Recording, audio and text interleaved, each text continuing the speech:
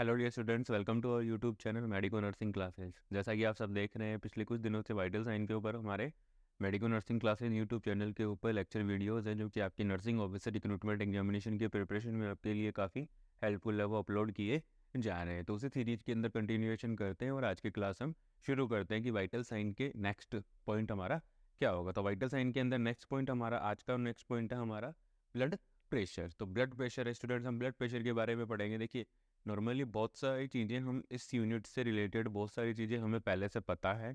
हमने during the nursing course हमने बहुत सारे टाइम पे या बहुत बार हमने वाइटल साइंस को मेज़र किया है। हॉस्पिटल ड्यूटीज़ के दौरान, हॉस्पिटल शिफ्ट के दौरान हमने वाइटल साइन बहुत बार ऑब्जर्व किए। लेकिन फिर भी कुछ ऐसे पॉइंट्स होते हैं जिन पॉइंट्स को हम इग्नोर कर देते हैं, या जो पॉइंट्स हम रोज़ हम करते हैं लेकिन हम भूल जाते हैं कि ये क्यों करते हैं, इनका रीज़न क्या, इनका साइंटिफिक प्रिंसिपल क्या है। तो उसी प्रिंसिपल्स को बताने के लिए मैं यहाँ पर आपके लिए ये लेक्चर वीडियोज़ है वो डाल रहा हूँ, लेकर के आया हूँ, ताकि वो चीज़ें आप याद कर सकें, याद रह सकें आपके, और उनका साइंटिफिक प्रिंसिपल्स है वो आपको पता चल सके। और जब भी एग्जाम में, नर्सिंग ऑफिसर रिक्रूटमेंट एग्जामिनेशन में अगर कोई भी क्वेश्चन है तो उससे रिलेटेड आप क्वेश्चन को इजीली अटेम्प्ट कर सकें। तो आज की क्लास का हमारा टॉपिक है ब्लड प्रेशर। तो स्टूडेंट, ब्लड प्रेशर की अगर हम बात करें कि ब्लड प्रेशर क्या है, तो ब्लड प्रेशर क्या है? Blood pressure is the force accepted by the blood on the wall of blood vessels. ठीक है, फोर्स है, force exerted by the blood exerted by the blood on the wall of blood vessels, on the wall of blood vessels. Blood vessels की wall के ऊपर जो blood के द्वारा जो फोर्स एक्सर्ट किया जाता है, जो दाब लगाया जाता है, ठीक है, उसे कहते हैं हम, उसे क्या कहा जाता है? उसे कहा जाता है ब्लड प्रेशर कहा जाता है। उसको क्या कहा जाता है? Blood pressure. अब ब्लड प्रेशर के अंदर देखिए, ब्लड प्रेशर है वो दो प्रकार का होता है, सिस्टोलिक ब्लड प्रेशर और डायस्टोलिक ब्लड प्रेशर। ठीक है, सिस्टोलिक ब्लड प्रेशर और डायस्टोलिक ब्लड प्रेशर। तो सिस्टोलिक ब्लड प्रेशर है वो प्रेशर जो प्रेशर हार्ट के कॉन्ट्रैक्शन की वजह से लगा है, कॉन्ट्रैक्शन ऑफ हार्ट। जब हार्ट कॉन्ट्रैक्ट कर रहा है उस समय ब्लड वेसल्स की वॉल पे ब्लड के द्वारा लगाया गया प्रेशर क्या कहलाता है? Systolic blood pressure. और ये सबसे ज़्यादा होता है, ये हाई होता है। ठीक है, सिस्टोलिक ब्लड प्रेशर ज़्यादा होता है। नेक्स्ट होता है डायस्टोलिक ब्लड प्रेशर। तो डायस्टोलिक ब्लड प्रेशर क्या होता है? जब हार्ट कंप्लीट रिलैक्सेशन करता है तो उस समय ब्लड के द्वारा ब्लड वेसल्स की वॉल पे जो फोर्स लगाया जाता है वो कहलाता है डायस्टोलिक ब्लड प्रेशर, और ये होता है थोड़ा लो। ठीक है, सिस्टोलिक से कम होता है। ठीक है स्टूडेंट, समझ गए होंगे। नेक्स्ट देखते हैं पल्स प्रेशर। तो पल्स प्रेशर की अगर हम बात करें, पल्स प्रेशर क्या है? ठीक है स्टूडेंट, पल्स प्रेशर क्या है?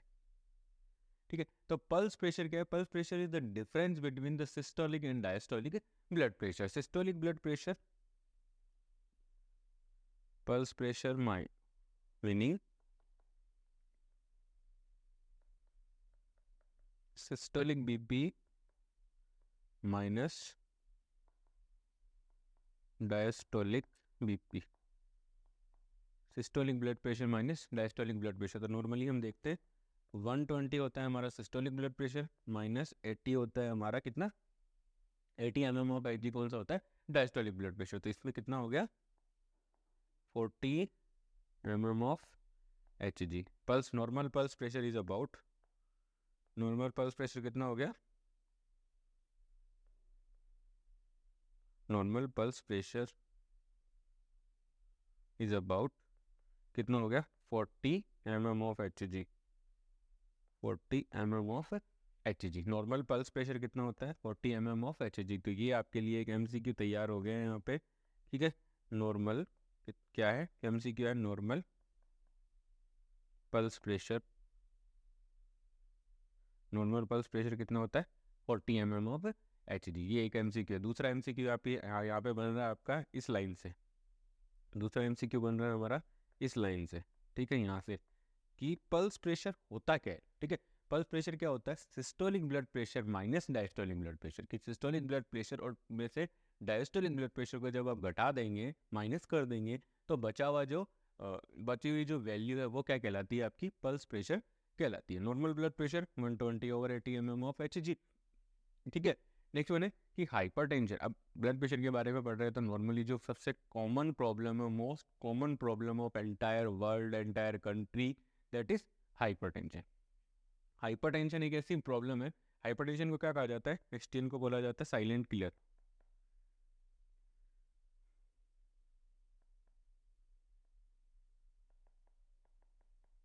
Silent killer disease, silent killer disease इसको क्यों बोला जाता है, साइलेंट किलर डिजीज इसको इसलिए बोला जाता है क्योंकि ये धीरे धीरे ग्रेजुअली बीपी है वो धीरे धीरे बढ़ना शुरू होता है, फिर धीरे धीरे उसके सिम्टम्स आने में इतना टाइम लग जाता है ब्लड प्रेशर के कि तब तक हमारी बॉडी के और जो ऑर्गन्स होते हैं वो बहुत ज़्यादा डैमेज हो चुके होते हैं, जैसे कि किडनी है, ठीक है, ब्लड वेसल्स है, हार्ट है, ठीक है, ब्रेन है, ये बहुत ज़्यादा डैमेज हो चुके हैं जब तक हाइपरटेंशन के सिम्टम्स आपको दिखाई देते हैं, ठीक है। तो हाइपरटेंशन को क्या किया गया, फिर कैटेगराइज किया गया, हाइपरटेंशन को क्या किया गया, कैटेगराइज किया गया according to the American College of Cardiology. American College of Cardiology के अकॉर्डिंग इसको क्या किया गया, हाइपरटेंशन को क्या किया गया, कैटेगराइज किया गया। तो कैटेगराइज किया गया तो नॉर्मल बीपी तो हमें पता है कि 120/80 mm ऑफ एचजी है, ठीक है। और उसके बाद उन्होंने एक कैटेगरी रखी, उन्होंने कैटेगरी क्या रखी, एक कैटेगरी में उन्होंने डिवाइड किया कि भाई एलिवेटेड बीपी, एलिवेटेड बीपी मतलब हाई बीपी, मतलब नॉर्मल हाई बीपी मान लेते हैं अपन, ठीक है, कि बढ़ा हुआ ब्लड प्रेशर क्या होगा। तो अगर मान लीजिए किसी इंडिविजुअल का सिस्टोलिक ब्लड प्रेशर 120 से लेकर के 129 mm ऑफ एचजी तक है, 120 से लेकर के 129 mm ऑफ एचजी तक है सिस्टोलिक बीपी, तो वो क्या कहलाएगा, एलिवेटेड सिस्टोलिक बीपी। नेक्स्ट है कि डायस्टोलिक बीपी, डायस्टोलिक बीपी अगर उसका मोर देन 80 है, डायस्टोलिक बीपी अगर उसका मोर देन 80 है तो वो क्या कहलाएगा, एलिवेटेड ब्लड प्रेशर, ठीक है। देखिएगा दोबारा, elevated blood pressure, elevated blood pressure किसे कहेंगे, सिस्टोलिक बीपी। अगर सिस्टोलिक बीपी 120 से लेकर के 129 mm ऑफ एचजी है, ठीक है, और डायस्टोलिक बीपी, और डायस्टोलिक बीपी कितने, मोर देन 80, डायस्टोलिक बीपी कितना है, मोर देन 80। अगर डायस्टोलिक बीपी मोर देन 80 है तो ये कंडीशन, ये वाली जो कंडीशन है वो क्या कहलाती है students, elevated blood pressure, elevated blood pressure, elevated blood pressure. तो ये कंडीशन कहलाती है आपकी elevated blood pressure. I hope आप लोगों को समझ में आया हो कि क्लासिफिकेशन, हाइपरटेंशन का क्लासिफिकेशन किसके अकॉर्डिंग पढ़ रहे हैं, American College of Cardiology, American College of cardiology, इसके अकॉर्डिंग हम हाइपरटेंशन का क्लासिफिकेशन पढ़ रहे हैं। नेक्स्ट देखते हैं, उसके बाद अमेरिकन कॉलेज ऑफ कार्डियोलॉजी ने उसके बाद क्या किया, उसके बाद इन्होंने डिवाइड किया, ठीक है, हाइपरटेंशन ने उसको डिवाइड किया, इन्होंने कैटेगराइज किया कि फर्स्ट स्टेज है कि फर्स्ट स्टेज ऑफ हाइपरटेंशन कौन सी होगी। तो फर्स्ट स्टेज ऑफ हाइपरटेंशन है, उसके अंदर ब्लड प्रेशर है वो 130 से लेकर के सॉरी 130 से लेकर के 139, ठीक है, सिस्टोलिक बीपी, ये वाला जो बीपी है वो है आपका सिस्टोलिक, सिस्टोलिक। और जो आपका डायस्टोलिक बीपी है वो रहेगा आपका 80 से लेकर के 89 mm ऑफ एचजी तक, ये रहेगा आपका डायस्टोलिक, ये रहेगा आपका डायस्टोलिक, डायस्टोलिक बीपी। अगर स्टेज फर्स्ट के अकॉर्डिंग, हमें according to the American College of Cardiology के अकॉर्डिंग अगर स्टेज फर्स्ट हाइपरटेंशन है, स्टेज फर्स्ट हाइपरटेंशन, ठीक है, stage first HTN, stage first HTN के अंदर क्या रहेगा, सिस्टोलिक बीपी मिलेगा आपको 130 से लेकर के 139 तक, और डायस्टोलिक बीपी मिलेगा आपको,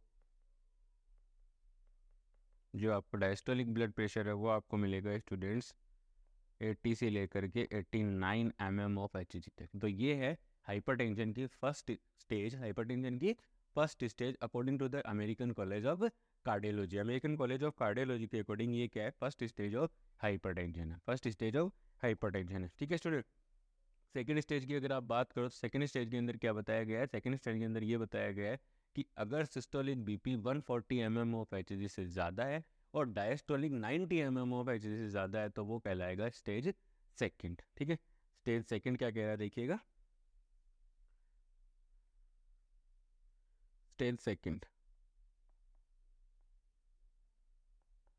स्टेज टू के अंदर क्या कह रहा है, स्टेज टू ऑफ एचटीएल हाइपरटेंशन की सेकंड स्टेज क्या कह रही है कि अगर आपका ब्लड प्रेशर हो 140 से ज़्यादा और इधर हो डायस्टोलिक बीपी 90 से ज़्यादा हो, 90 mm of H G, of H D, अगर ये कंडीशन है, इससे ज़्यादा मिल रहा है, अगर 140 से ज़्यादा है सिस्टोलिक और डायस्टोलिक 90 से ज़्यादा है तो वो कंडीशन क्या कहलाती है, second stage of hypertension according to the American College of Cardiology. American College of Cardiology के अकॉर्डिंग ये कहलाती है। ठीक है, नेक्स्ट एक टर्म आती है हाइपरटेंसिव क्राइसिस। ठीक है, हाइपरटेंसिव क्राइसिस, हाइपरटेंसिव क्राइसिस क्या है, ठीक है स्टूडेंट, इंपॉर्टेंट है, बहुत बार as a complication of drug induced hypertensive crisis है वो आपको देखने को मिलता है। ठीक है, तो हाइपरटेंसिव क्राइसिस क्या होता है, हाइपरटेंसिव क्राइसिस एक ऐसी सिचुएशन है जिसके अंदर क्या होता है, किसी भी इंडिविजुअल का, किसी भी पेशेंट का जो ब्लड प्रेशर है, जो सिस्टोलिक ब्लड प्रेशर है वो 180 से ज़्यादा, ठीक है, और जो डायस्टोलिक ब्लड प्रेशर है वो 120 ऑफ एचजी से ज़्यादा हो जाता है तो वो कंडीशन क्या कहलाती है, हाइपरटेंसिव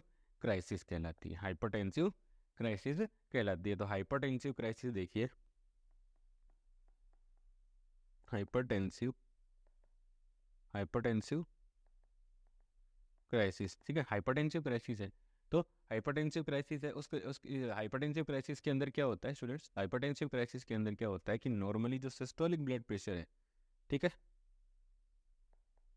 सिस्टोलिक बीपी बढ़ जाता है आपका 180 ऑफ एचजी से भी ज़्यादा रहेगा। ठीक है, और जो डायस्टोलिक बीपी है, जो आपका डायस्टोलिक बीपी है वो मिलेगा आपको 120 ऑफ एचजी से 120 ऑफ एचजी से ज़्यादा। तो ये कंडीशन अगर आपको मिल रही है कि सिस्टोलिक तो 180 से ज़्यादा मिल रहा है और डायस्टोलिक आपको 120 ऑफ एचजी से ज़्यादा मिल रहा है तो ये कंडीशन क्या कहलाती है, हाइपरटेंसिव क्राइसिस है। कॉमन होता है ये, नॉर्मली ये मोस्ट कॉमन होता है किस केस के अंदर होता है, स्ट्रोक, ठीक है, स्ट्रोक है, सीवियर हाइपरटेंशन है, इन कंडीशंस के अंदर कोई भी कार्डियक प्रॉब्लम हो, कार्डियक डिजीजेज, कार्डियक डिसऑर्डर्स, इन कंडीशंस के अंदर हाइपरटेंसिव क्राइसिस होने के बहुत सारे रीजंस होते हैं, बहुत सारे चांसेस होते हैं। ठीक है सुनिए, तो ये था हमारा हाइपरटेंसिव क्राइसिस, हाइपरटेंसिव क्राइसिस क्या होता है। नेक्स्ट एक टर्म आती है, बहुत बार इस पर भी एमसीक्यू पूछा जाता है, ठीक है, एमसीक्यू आ सकता है इसके ऊपर कि ऑर्थोस्टैटिक हाइपोटेंशन और पोस्चुरल हाइपोटेंशन क्या होता है। पोस्चुरल हाइपोटेंशन या ऑर्थोस्टैटिक हाइपोटेंशन है वो क्या होता है। ठीक है, ऑर्थोस्टैटिक हाइपोटेंशन क्या होता है कि एक नॉर्मल इंडिविजुअल है, यहाँ कोई हमारा पेशेंट है जिसके अंदर कोई भी हाइपरटेंशन की कोई भी हाइपरटेंशन या हाइपोटेंशन की कोई कंप्लेन नहीं है, लेकिन जब वह पेशेंट, ठीक है, जब ये पेशेंट बैठता है या खड़ा होता है, ठीक है, जब भी ये पेशेंट बैठता है खड़ा होता है तो उस समय इस पेशेंट के अंदर क्या होता है, लो बीपी हाइपरटेंशन के सिम्टम्स है वो आपको दिखाई देते हैं। ठीक है, लो ब्लड प्रेशर के सिम्टम्स आपको दिखाई देते हैं जब भी ये पेशेंट अपराइट पोजीशन के अंदर आता है, चाहे बैठ रहा हो चाहे वो खड़ा हो रहा होगा। ठीक है, तो वो क्या कहलाता है, ऑर्थोस्टैटिक हाइपोटेंशन की एक नॉर्मोटेंसिव का मतलब है जिसका बीपी नॉर्मल है। ठीक है, नॉर्मोटेंसिव टर्म है, उसका मीनिंग है blood pressure normal, individual with normal blood pressure, individual with normal blood pressure. अगर किसी नॉर्मल इंडिविजुअल जिसका ब्लड प्रेशर है वो नॉर्मल रहता है और वो जब राइजिंग पोजीशन का मतलब सॉरी राइजिंग पोजीशन का मतलब होता है, अपराइट पोजीशन का मतलब होता है कि जब वो बैठता है या वो खड़ा होता है तो उस सिचुएशन के अंदर क्या होता है, उसके अंदर हाइपोटेंशन हो जाता है, हाइपोटेंशन। ठीक है, ड्यूरिंग अपराइट पोजीशन, जब अपराइट पोजीशन में आता है तब उसका बीपी अगर कम हो रहा है तो वो सिचुएशन क्या कहलाती है, पोस्चुरल हाइपोटेंशन और ऑर्थोस्टैटिक हाइपोटेंशन। पोस्चुरल का मतलब यहाँ पे रिलेटेड टू पोजीशन है, रिलेटेड टू पोजीशन की पोजीशन से रिलेटेड कौन कौन से सारे चेंजेज आपको देखने को मिलते हैं, तो वो सारी चीज़ें हम यहाँ पे डिस्कस कर रहे हैं। ठीक है, कि पोजीशन अगर कोई भी इंडिविजुअल है जो वो अपनी पोजीशन चेंज करता है, वो राइजिंग पोजीशन के अंदर आता है, चाहे वो खड़ा हो रहा होगा चाहे बैठ रहा होगा, उस सिचुएशन के अंदर अगर उस पेशेंट के अंदर या उस इंडिविजुअल के अंदर अगर हाइपोटेंशन के साइन एंड सिम्टम्स दिखाई देते हैं तो वो कंडीशन क्या कहलाती है स्टूडेंट? वो कंडीशन कहलाती है आपकी पोस्चुरल हाइपोटेंशन। और उस पोस्चुरल हाइपोटेंशन का ही दूसरा नाम क्या है? Orthostatic hypotension. Postural hypotension is equal to orthostatic hypotension. ठीक है, नेक्स्ट देखते हैं factors affecting the blood pressure, कि ऐसे कौन कौन से फैक्टर्स हैं जो ब्लड प्रेशर को अफेक्ट करते हैं। ठीक है, कौन कौन से ऐसे फैक्टर्स हैं जो हमारे ब्लड प्रेशर को अफेक्ट करते हैं। ठीक है, तो ब्लड प्रेशर को अफेक्ट करने के लिए फर्स्ट वन फैक्टर है आपका एज। तो एज की बात करें तो जैसे जैसे तो जो बच्चे होते हैं, चिल्ड्रंस होते हैं, उनके अंदर क्या होता है? लो ब्लड प्रेशर होता है, लो ब्लड प्रेशर होता है। लेकिन जैसे जैसे एडल्ट होते हैं, जैसे जैसे एज एडवांस होती जाती है, ब्लड प्रेशर वो इंक्रीज हो जाता है। Blood pressure is increasing, is increasing. ठीक है, जैसे जैसे एज एडवांस होती जाती है, जैसे एज बढ़ती जाती है, बीपी है वो क्या हो जाता है? बढ़ जाता है। In case of stress, stress के अंदर क्या होता है? इंक्रीज ब्लड प्रेशर, हाइपरटेंशन होगा इसमें तो। ठीक है, स्ट्रेस जैसे किसी, जैसे आपको एग्ज़ाम की टेंशन हो रही होती है कि इस बार होगा कि नहीं होगा। ठीक है, बहुत सारी चीज़ें कि एग्ज़ाम सेंटर पे कैसे जाएंगे, कैसे वहाँ तक पहुँचेंगे, कौन सी ट्रेन से जाना है, कौन सी बस से जाना है, ये सारी चीज़ें क्या देती हैं? स्ट्रेस देती हैं। ठीक है, मेरी तैयारी अच्छी नहीं हुई है, मैंने ये सारी चीज़ें छोड़ दी, मैंने ये नहीं पढ़ा, तो ये चीज़ें क्या देती हैं? स्ट्रेस। और स्ट्रेस की वजह से क्या होता है स्टूडेंट? ब्लड प्रेशर है वो इंक्रीज़ हो जाता है। ठीक है, स्ट्रेस के अंदर क्या होता है? हमारा ब्लड प्रेशर है वो क्या? इंक्रीज़ हो जाता है। क्यों हो जाता है स्ट्रेस के अंदर? क्योंकि आपने देखा होगा, ठीक है, स्ट्रेस के अंदर क्या होता है? एपिनेफ्रिन और नॉर एपिनेफ्रिन होते हैं। Epinephrine and nor nor epinephrine होते हैं। ठीक है, फाइट एंड फ्लाइट सुना होगा ना? Fight and flight.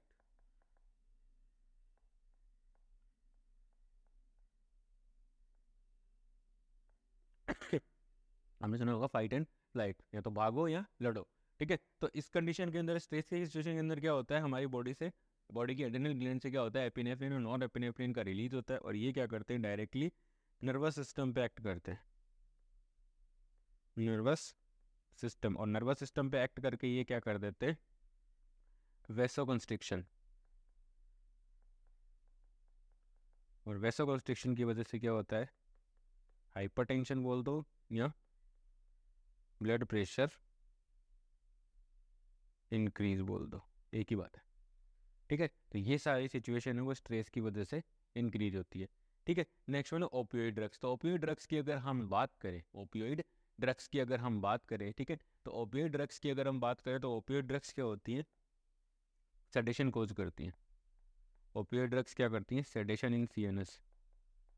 ठीक है, वो सेंट्रल नर्वस सिस्टम के अंदर क्या करती हैं? ओपियोइड ड्रग्स क्या करती हैं? सेडेशन कोज करती हैं, और सेडेशन कोज करने की वजह से क्या होता है? Fall in BP, blood pressure है वो क्या हो जाता है? लो हो जाता है। Fall in BP. ठीक है, ओपियोइड ड्रग्स होती है, और ओपियोइड ड्रग्स क्या होती हैं? वो क्या करती हैं? आपकी बीपी को कम करती है। क्यों? क्योंकि ओपियोइड जो ड्रग्स होती हैं, हमारी जो ओपियोइड ड्रग्स है, वो ड्रग्स क्या करती हैं? सीएनएस को डिप्रेस कर देती है, सीएनएस की एक्टिविटीज़ को कम कर देती है। तो उस सिचुएशन के अंदर क्या होता है स्टूडेंट्स? वहाँ पर जो ब्लड प्रेशर है वो लो हो जाता है। ठीक है, anti hypertensive drugs, anti hypertensive drugs की अगर हम बात करें, ठीक है, एंटी हाइपरटेंसिव ड्रग्स की अगर आप बात करोगे तो एंटी हाइपरटेंसिव ड्रग्स आप सब जानते हो कि जब ब्लड प्रेशर को लो करने के लिए जो मेडिकेशन दी जा रही है वो क्या करती हैं? ब्लड प्रेशर को लो ही करेंगी। ठीक है, हाइपरटेंशन को ट्रीट करने के लिए एंटी हाइपरटेंसिव ड्रग दी जाती है, वो क्या करती है? बीपी को कम करती हैं।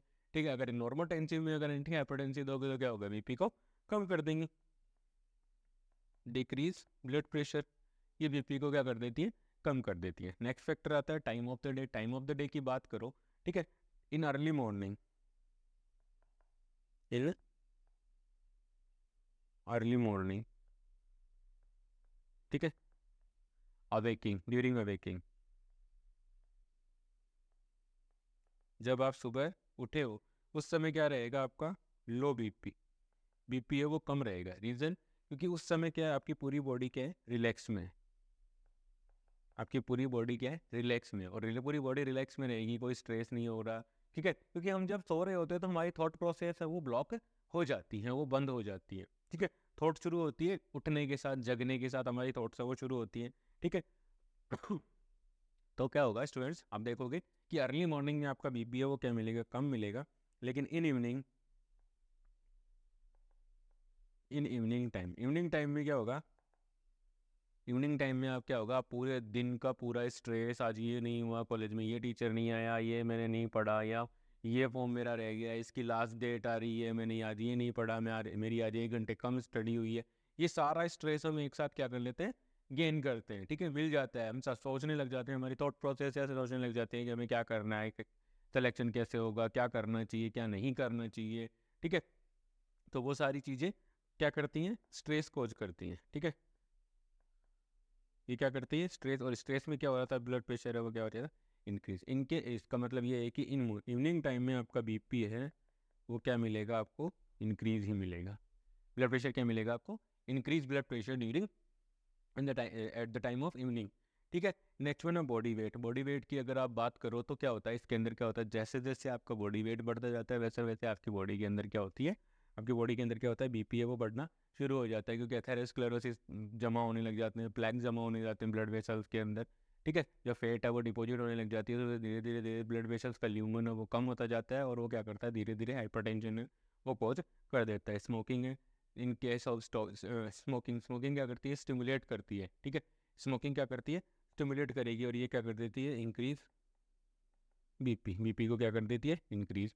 एक्सरसाइज करोगे तो नॉर्मली है, आपको पता है हमारी बॉडी की एक्सरसाइज करेंगे, बॉडी की एक्सरसाइज होगी तो क्या होगा, बॉडी के ऑक्सीजन की डिमांड बढ़ेगी। एक्सरसाइज के अंदर क्या होता है, ऑक्सीजन की डिमांड बढ़ती है, और ऑक्सीजन की डिमांड बढ़ने की वजह से स्टूडेंट्स क्या होता है, हमारी बॉडी क्या करती है, ऑक्सीजन को डिमांड कंप्लीट करने के लिए क्या कर देती है, बीपी को इंक्रीज कर देती है, ठीक है। एक्सरसाइज की वजह से, जैसे आप खेल रहे हो या एक्सरसाइज कर रहे हो, जिम जा रहे हो, जिम के अंदर वर्कआउट कर रहे हो, तो सिचुएशन के अंदर क्या होगा, जो ब्लड प्रेशर है वो आपका इंक्रीज हो जाता है। तो स्टूडेंट्स ये सारे वो फैक्टर्स हैं जो हमारे ब्लड प्रेशर को अफेक्ट करते हैं। आई होप मैंने आपको अच्छे से एक्सप्लेन किया। अगर आपको किसी भी फैक्टर में कोई डाउट है तो आप मुझे कमेंट सेक्शन में पूछ सकते हैं। नेक्स्ट वन है नर्सिंग पॉइंट्स, ठीक है। नर्सिंग की पॉइंट्स की अगर आप बात करो, ठीक है, तो नर्सिंग की पॉइंट्स है वो की पॉइंट्स है जहाँ से एमसीक्यू उठाए जा सकते हैं। ध्यान रखने की बात है, सारे पॉइंट्स इंपॉर्टेंट होंगे, एमसीक्यूज बन रहे हैं, सारे के सारे पॉइंट्स के पे एमसीक्यू आपको देखने को मिल सकते हैं। सॉरी। फर्स्ट वन है कि कौन सी कंडीशन के अंदर हमें क्या नहीं करना है, कफ अप्लाई नहीं करना है, डू नॉट अप्लाई द कफ की कफ अप्लाई नहीं करना है, ठीक है। एक ऐसी मान लीजिए किसी पेशेंट है, उसके लेफ्ट हैंड के अंदर उसको कैनुला लगा हुआ है, और उसी लेफ्ट हैंड से उसका क्या चल रहा है, आईवी फ्लूइड चल रहा है, तो हमें कभी भी जिस हाथ के अंदर कैनुला लगा हुआ है, आईवी फ्लूइड चल रहा है, उस हाथ से कभी भी हमें क्या नहीं लेना है, ब्लड प्रेशर नहीं लेना है। अगर आप उस हाथ से ब्लड प्रेशर लोगे तो क्या होगा, जैसे ही आप कप इन्फ्लेट करोगे तो ब्लड को जो आईवी फ्लूइड है, ठीक है, सपोज इट ये किसी इंडिविजुअल की एक्सट्रीमिटी है, ठीक है, ये इसका आपने यहाँ क्या कर दिया स्टूडेंट, कफ अप्लाई कर दिया, यहाँ पर आपने क्या कर दिया, कफ अप्लाई कर दिया, यहाँ पे आपने कप बांध दिया। अब आपने कप बांध दिया स्टूडेंट्स, आपने क्या किया, कप बांध दिया, ठीक है, बीपी लेने के लिए, ठीक है, आपने ब्लड प्रेशर लेने के लिए कप बांध दिया, लेकिन यहाँ पर क्या लगा हुआ है, इसको कैनुला लगा हुआ है और आईवी फ्लूइड चल रहा है, ठीक है, आईवी फ्लूइड।